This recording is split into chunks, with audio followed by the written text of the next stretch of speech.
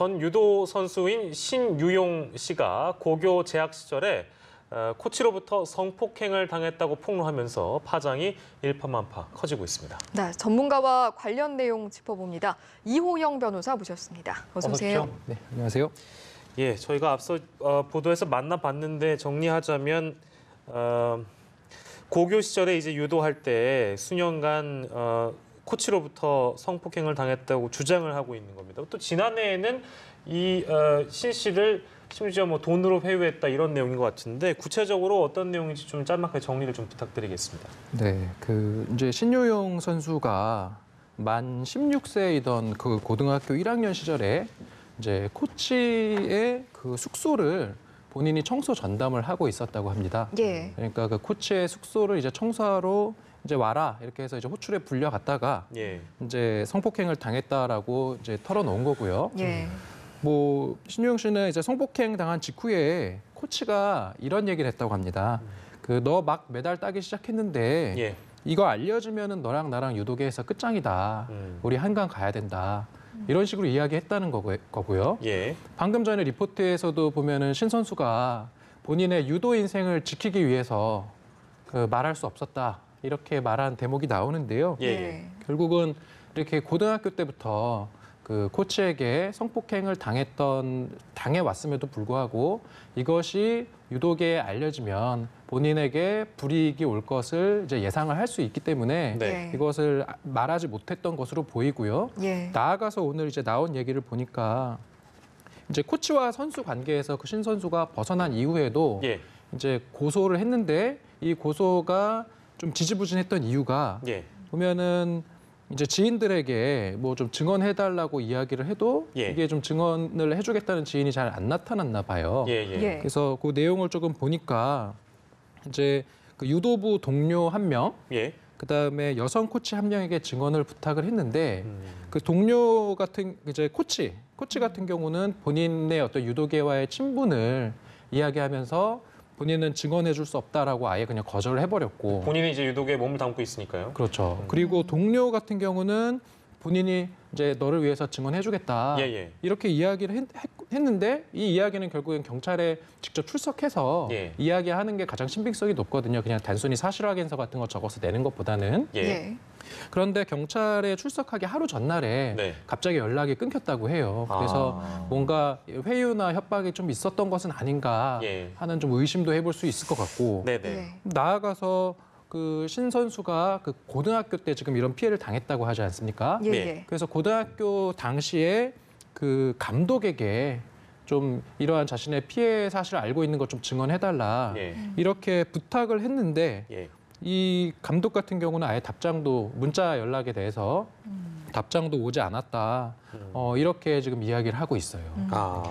그 부분에 대해서 지금 여러 해석들이 있는데 그 위계와 연출 이런 부분들이 워낙 얽혀 있기 때문에 체육계 고질적인 문제가 드러난 게 아니냐 이런 시선도 있더라고요. 네, 아무래도 이제 체육계는 사실 고인물이거든요. 그리고 체육계를 이제 직접적으로 관할하는 것은 대부분 뭐 예를 들어 유도 같은 경우는 유도연맹이나 예. 또 최근에 문제가 됐던 심석희 사건 같은 경우는 또 빙상연맹이나 이런 각 연맹들이 있고 예. 이러한 연맹들을 좀 이제 관리 감독하는 기관이 대한체육회가 있고요. 예. 그리고 이제 그 체육회를 또 감독하는 기관이 이제 문체부가 있는데 예. 이러한 대한체육회나 문체부 같은 경우는 보면은 서로 맨날 같이 회의도 하고 뭐 정책도 같이 논의하고 이러다 보니까 서로 친분이 있단 말이에요. 예. 그리고 나아가서 이런 뭐 대한체육회나 문체부의 전문가들 같은 경우는 또 체육인 출신들이 많이 가 있어요. 예. 그러다 보니까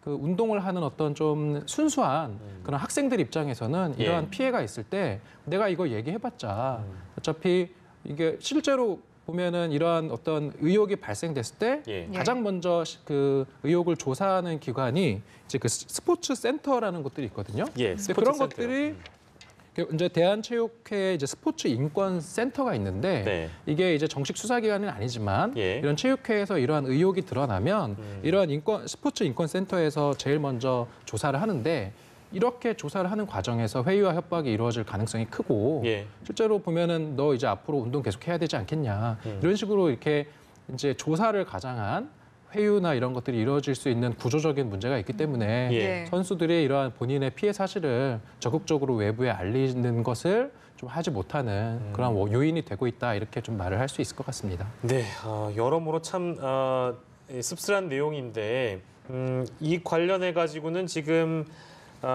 이 해당 코치가 연인 관계였다 이렇게 주장을 하고 있어서 일단은 주장이 대립되고 있는 상황이고요. 어찌됐든 이 폭로가 사실이고 이 신유용 씨의 주장이 사실이라면 상습적인 성폭력을 당했고 또 금전적으로 회유를 당한 것이잖아요. 이렇게 된다면 이게 사실로 밝혀지게 되면 어떤 처벌을 받게 되는 건지 좀 짚어보겠습니다. 네, 일단은 아직은 물론 조사 과정이기 때문에 예. 조금 신중할 필요는 있을 것 같아요. 이게 양 당사자의 주장이 좀 대립되는 부분은 있지만 예. 지금 질문하신 것처럼 만일에 이러한 고소 내용이 사실이라고 한다면 그 신 선수가 고등학교 시절은 만 16세는 예. 그 이제 미성년자거든요. 이게 만약에 사실이라고 한다면 그 아동 청소년 성보에 관한 법률 위반이 될 수 있고요. 예. 또 이런 형사 문제 같은 경우는 행위를 한 당시에 그 법이 적용이 됩니다. 예. 그래서 현재 만약에 미성년자를 성폭행한다고 하면 7년 이상 그 예, 예. 아청법에 그렇게 규정이 되어 있는데 네. 그 당시는 이제 2011년도거든요. 예. 그래서 그 당시 법을 살펴보면 그 여자 아동 청소년에 대해서 이제 간음을 한 이런 경우 예. 5년 이상 유기징역에 처한다라는 그 당시법이 적용될 수 있어서 예. 이게 만약에 사실이라고 한다면 5년 이상의 그 징역에 처할 수 있는 그런 사건으로 보입니다. 예, 예상되는 처벌 수위 짚어봤고요. 저희가 앞서 화면으로도 잠시 보여드린 적이 있는데 뭐 이번 사건뿐만이 아니라 체육계에서 벌어진 이런 만연한 성폭행 논란들이 사실 체육계 본질적인 구조적 문제 때문에 나오는 게 아니냐 이런 의견도 있어요. 이 부분은 어떻게 보세요? 네, 이제 구조적인 문제가 당연히 있죠. 방금 말씀드렸던 것처럼 그 사제지간이고 그다음에 이런 성폭행이나 이런 성폭력 사건이 발생했을 때 이들을 어떤 조사하거나 관리 감독하는 그러한 그 기관이 결국은 서로 한 그 우물, 한 이제 그 한 물이라는 그래서 그 피해자 입장에서 본인의 피해 사실을 밝혀도 이게 사실이 정확히 드러날 가능성이 매우 적고 또는 은폐될 가능성이 크고 본인만 선수 생활을 계속할 수 없는 불이익을 당할 수 있다. 예. 이런 어떤 구조적인 문제가 하나 있고, 예. 그다음에 근본적으로는 그 최근에 이제 한양대 그 이제 인권법 학자, 예. 한양대 박찬훈 교수가 그 페이스북에서 이런 말을 했어요. 뭐냐면은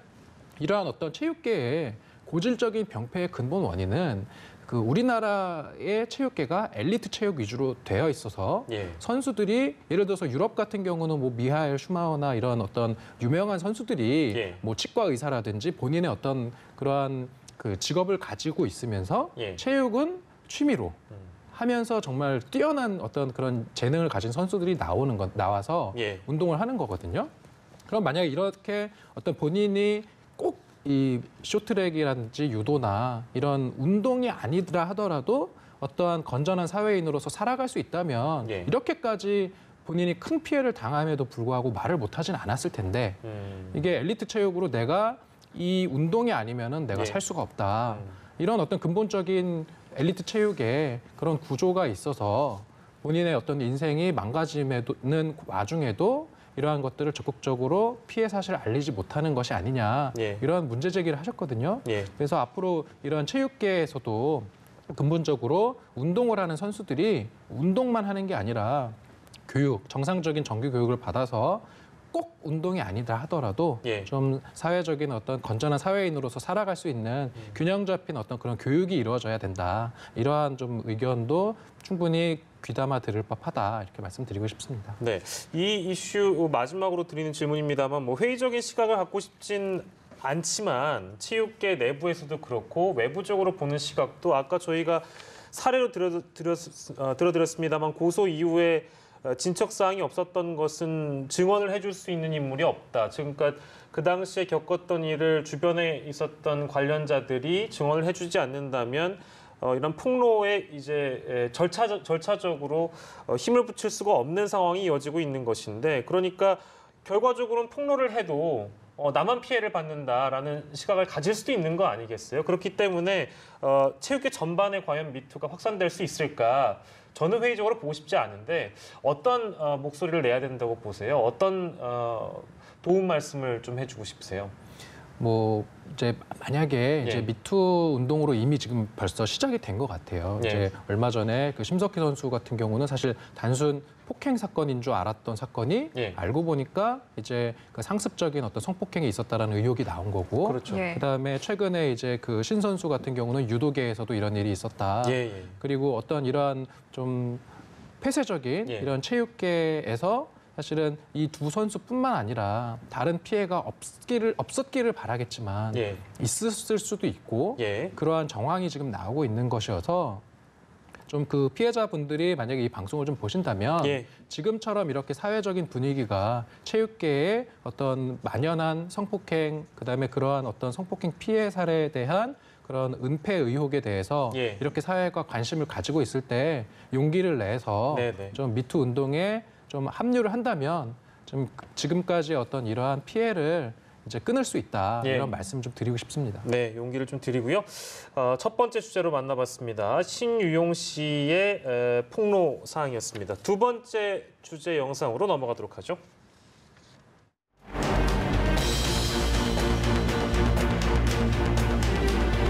이번 재판 결과가 진짜 제 잃어버린 제 삶들을 다 되돌려놔줄 순 없겠지만 솔직한 마음으로 조금 위로는 되는 것 같아요.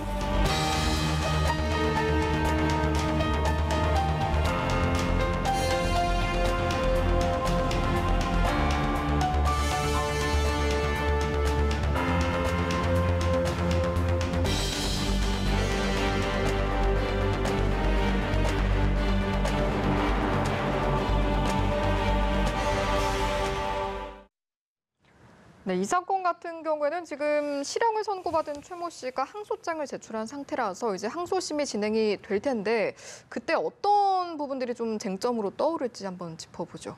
네, 지금 이 최 씨와 관련해서 그 1심에서 주어진 혐의는 크게 두 가지입니다. 그 첫 번째는 이제 그 최 씨가 그 유튜버 양혜원 씨의 사진을 그 본인의 허락 없이 유출했다. 예. 라는 게 첫 번째고, 그다음에 두 번째는 이러한 어떤 사진 촬영 과정에서 그 양 씨의 의사에 반해서 예. 어떤 강제 추행을 하였다.